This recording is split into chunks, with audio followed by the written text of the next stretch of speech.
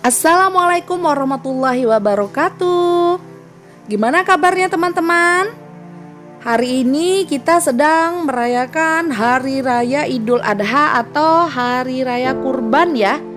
Yang artinya kita akan melakukan penyembelihan dan pemotongan hewan kurban. Selanjutnya dagingnya akan dibagikan.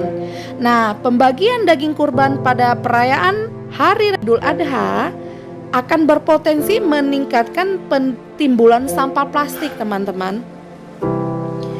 Mengingat penggunaan plastik sekali pakai dalam jumlah besar masih digunakan loh untuk wadah daging kurban di Indonesia ya, terutama. Nah, berdasarkan data Kementerian Pertanian, estimasi jumlah konsumsi daging hewan kurban tahun 2023 diperkirakan mencapai 1.743.051 ekor yang terdiri dari kambing, domba, sapi, dan kerbau. Bayangkan itu teman-teman, hampir 2 juta ekor akan dibagi-bagikan, tentunya membutuhkan wadah untuk tempat pembagian hewan kurbannya, dan itu potensi penggunaan kantong plastik pembungkus daging kurban diperkirakan mencapai 119 juta lembar plastik sekali pakai. Ini sumbernya dari KLHK tahun 2023 ya. Nah, sampah plastik berpotensi membahayakan kesehatan dan mencemari lingkungan, sehingga masyarakat dihimbau agar menggunakan wadah alternatif yang dapat dipakai ulang.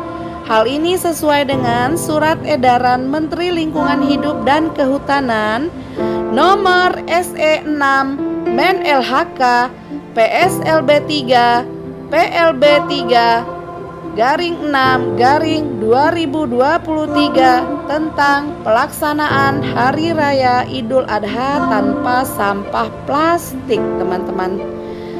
Nah, berikut alternatif wadah daging kurban yang sekaligus bisa digunakan untuk kegiatan sehari-hari yang tentunya ramah lingkungan ya. Jadi kita melaksanakan Idul Adha asik tanpa sampah plastik. Kalau bisa ya teman-teman. Yang pertama, menggunakan wadah daging kurban dengan besek. Besek tentunya teman-teman semua sudah tahu ya. Besek bisa menjadi salah satu alternatif wadah makanan karena sifatnya yang ramah lingkungan. Adanya rongga juga di antara anyaman besek ini membuat pengemasan makanan menjadi lebih segar karena terjadi sirkulasi udara yang dapat menghambat pertumbuhan bakteri dalam daging. Besek, tahu kan teman-teman terbuat dari apa? Bisa dari bambu, daun pandan, daun kelapa, dan sebagainya. Nah, selanjutnya selain menggunakan besek, alternatif lainnya adalah menggunakan dedaunan seperti daun pisang. Ini untuk membungkus daging kurban ya. Daun jati dan daun-daun sejenis. Wadah ini ramah lingkungan karena dia mudah diuraikan dengan proses alamiah. Karena merupakan bahan organik sehingga tidak menimbulkan dampak negatif terhadap lingkungan. Selanjutnya teman-teman bisa menggunakan kotak bekal makanan, food container. Food container juga bisa dipakai berulang kali. Sehabis dipakai untuk wadah daging kurban, tinggal dicuci untuk digunakan lagi. Tapi ini nanti modalnya tentunya lebih besar ya. Panitia harus menyiapkan modal yang lebih besar atau mereka yang berkurban menyiapkan modal lebih besar lagi gitu. Karena untuk membeli atau menyiapkan kotak bekal makanan ini tadi. Kemudian menggunakan tas pakai ulang, reusable bag. Penggunaan tas pakai ulang bisa mengurangi penggunaan ratusan kantong plastik. Bahan tas pakai ulang bisa terbuat dari kain atau kertas. Begitu teman-teman, asik juga kan merayakan kurban asik tanpa plastik.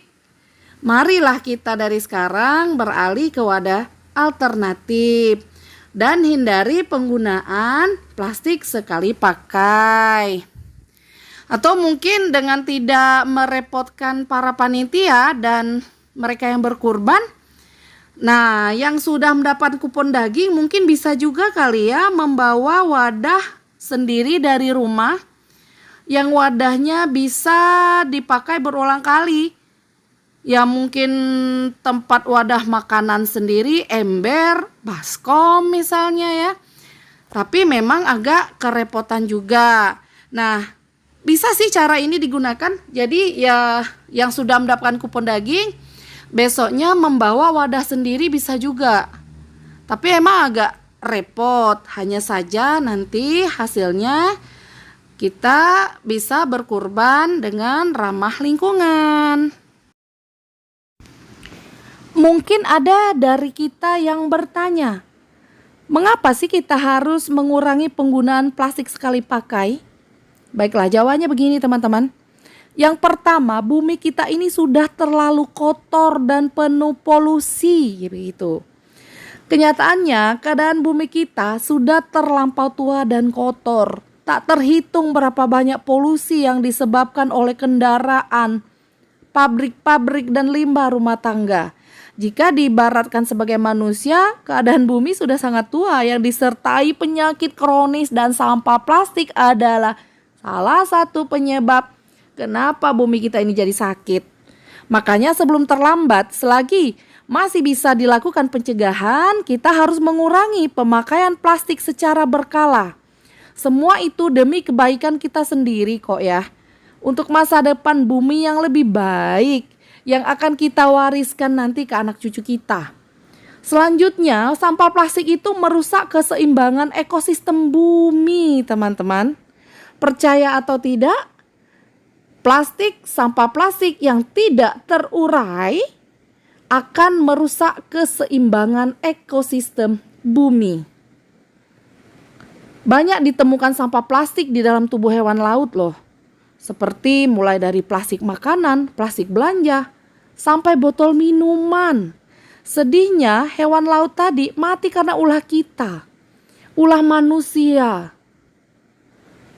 Ada 12,7 juta ton sampah plastik yang berakhir di lautan.